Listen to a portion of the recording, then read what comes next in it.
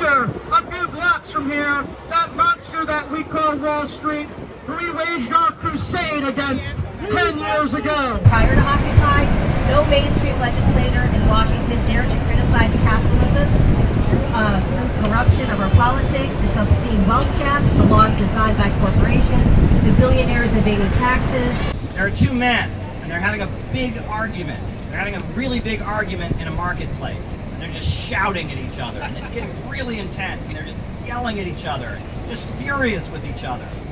There's a young boy watching, and he turns to his father and he says, you know, they're yelling at each other, and they've just been yelling at each other intensely and having this intense argument for so long. He says, why doesn't one man punch the other man? Why doesn't one man hit the other man? And the father says to the young boy, he says, because the man who throws the first punch will be admitting that the other man's arguments were correct, right? And I want to dedicate this beautiful story about what it means to invoke and engage in violence, what it means to shut down your opponent, what it means to escalate things to force. I want to dedicate that to the New York City Police Department. Because when people came out here at Occupy Wall Street, when people came out here to peacefully demonstrate and demand some accountability for the financial crisis, to demand some accountability from the big banks and corporations that have looted communities throughout this country, they responded with heavy repression. And in doing so, they were admitting that we were right. There you go. And if you look at the United States right now, people know overwhelmingly that we were right. As people are looking at the opioid epidemic and how so many lives have been taken because big pharma corporations push doctors to overprescribe opioid medications, people realize that we were right. When we look at the prison industrial complex and the mass rebellion going on against police brutality as people take to the streets and demand accountability from law enforcement and an end to the prison industrial complex, people realize that we were right. Right now, as polls come out showing that 30 to 40% of the U.S. public has a positive view of socialism and a negative view of capitalism. That we were right. People know that we were right. Nothing. They have done nothing for Glass-Steagall. People should get up off their butts and fight for the policy that would change the future. The crash is coming now. If you want to defend the population, then we need to eliminate the worthless debts of Wall Street, and we need to put them behind bars. Yes! Very much of anything about this kind of solution right now, including from our elected officials. 10 years ago, this park was filled with people of all ages. There was a mixing of ideas and experiences beyond anybody's expectation.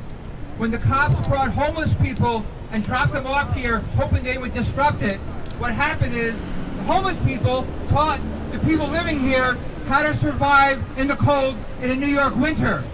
The information did not go in the direction that the cops were hoping, because this movement is greater than anything they could possibly have foreseen. Why wasn't AOC with the protesters getting beat up outside the Met Gala?